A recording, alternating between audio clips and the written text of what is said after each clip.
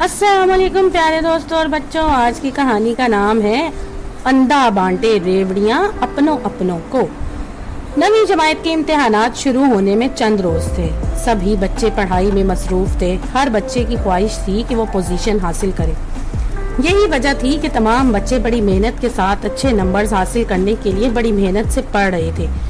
नवीद भी इन बच्चों में शामिल था, मगर तमाम बच्चे इस बात को महसूस कर रहे थे कि नवीद अपनी पढ़ाई लिखाई पर जरा भी तवज्जो नहीं दे रहा, बल्कि सारा दिन खेल कूद में मसरूफ रहता है।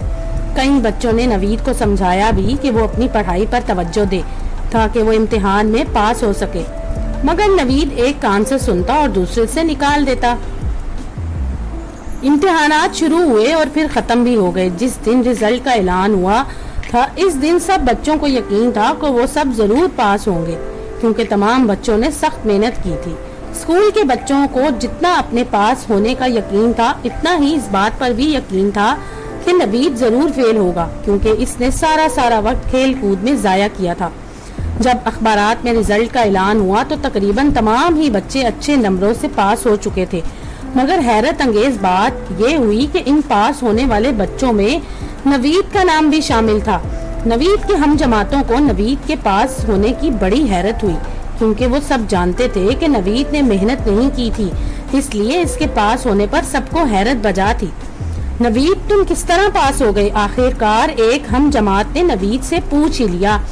मेरे मामू जान तलीमी बोर्ड के मेंबर हैं, भला मैं क्यों फेल होता? नवीद ने बड़े फख्र से सीना फुलाते हुए कहा।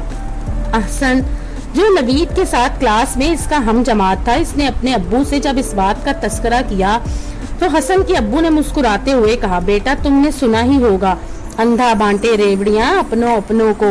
बस वही मिसाल तुम्हारे हम जमात नवीद और इसके मामू की है।